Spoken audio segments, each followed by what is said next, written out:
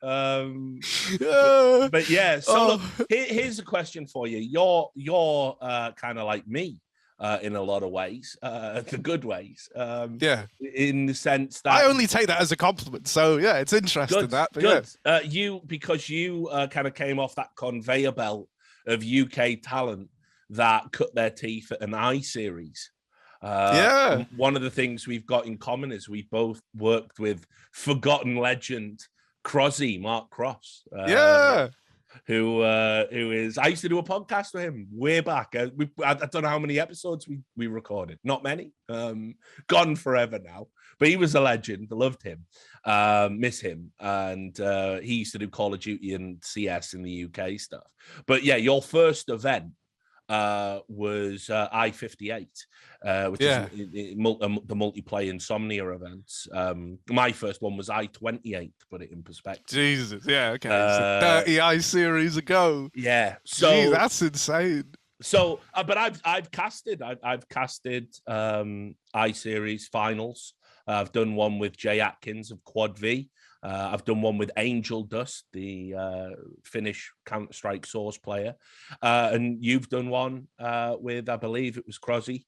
And so I wanted to talk about this because this is like the start of your casting journey. A lot of people go to an I-Series just to have fun, just to get drunk. You sleep in a tent or the god-awful Red Room, which is just filled with the worst humans imaginable. And so some people end up casting the finals because everyone else is drunk. It's, it used to have a real community event, but I'm guessing that wasn't the case for you, and you kind of went there taking it seriously. So my question is, man, why commentary, and why would anyone want to do that to themselves? Well, so like I wanted to commentate for ages, right? Like I really, really liked it. I remember I used to love watching not even just CS:GO, like when I was younger, and I think it was MLG had like this Sky TV channel. They had some like old MLG Sky TV channel, and it was great, bro. They put like Battlefield on there, they had Halo on there, they had all these games. And so I used to watch all this stuff, and there were two roles that interested me. Like one was the commentators, one were the players. And I kind of, I would love to play professionally. I think I'm pretty good at video games, but I don't think I'm the level of a pro player, and I don't have the kind of mindset to dedicate in that way. But what I do like doing is like, being creative and kind of like, being able to tell stories. So I did a bunch of online stuff, and I like made a little portfolio of like pretend casting, right? I'd never really done it seriously, but I made this little portfolio, and then I learned about Insomnia. And I was like, ooh, I didn't even really know what it was, being real. Like, considering within the UK, I think if you said Insomnia to like anyone who games, they're going to know what you're talking about, right?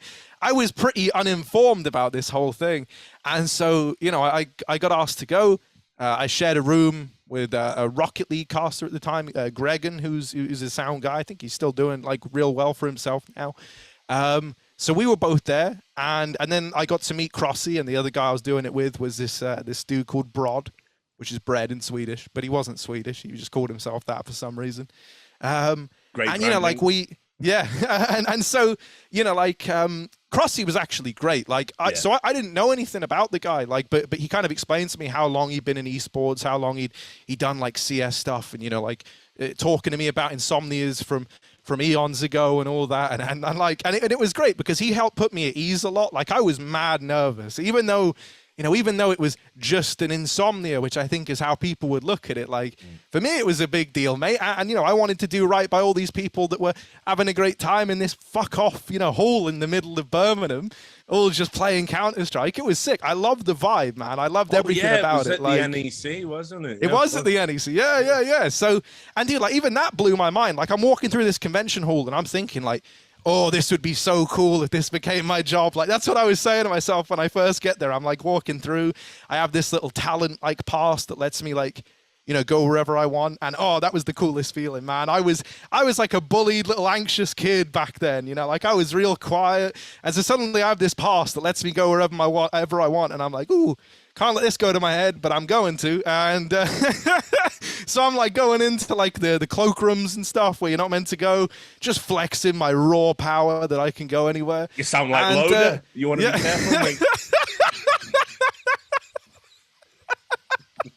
But yeah, and so then, you know, I get to do the CS. We were observing, like we did all the production ourselves, but that part was fine by me. I'd kind of been used to doing that online. And bro, like the moment I did it, there wasn't that many people watching, because you know, like what Insomnia is like. Normally, it's not till the grand final or like, you know, playoffs kind of roll around, and then people get interested because either you've been eliminated and so you're down to watch, or like, you know, you're just kind of passing by and you want to see what's happening. But like we actually drew a pretty big crowd, and it was surreal, bro. Like, you know, when you kind of pop a headphone off and you can hear your voice like coming out the speakers, and I'm like looking and there's like 200 people like watching. I had some guy message he was going to murder me, which was pretty cool. He was like saying stuff like, yeah, no, right, standard I series. I get a message. He's like, mate, you better watch it. And he sends me a picture of me like sat there at the casting desk, and I'm just like, oh, that's creepy. Like, you know, I didn't know that this was standard esports communications yet. So I get that, and I'm like freaking out in like this semi-final game. And then I think I told Crossy, and he's just like, yeah, just block him. Like, you know, like standard, you know, just get rid of the cunt. Like, you can tell, like, the great thing about the fact that you've worked with Crossy and I've worked with Crossy is that we both know, like, he's got that, like, esports has just happened to him kind of look. His weathered face, his beautiful weathered face, and the constantly half-open eyes, and just nothing phases Crossy at all. Mate, if I remember correctly, he was buying a horse when I was... he kept talking about... He kept saying, like, yeah, once this is all over, I'm going to go get a horse, and I'm going to...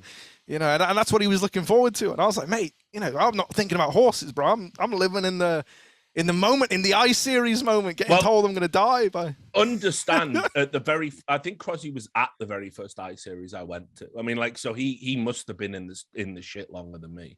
So, I mean, you know, the idea that he's retiring and buying a horse, like, God bless him. Like, thank God. He made it. He lived. He survived. I let you off once before, but you still got the nerve to come back here and make trouble again.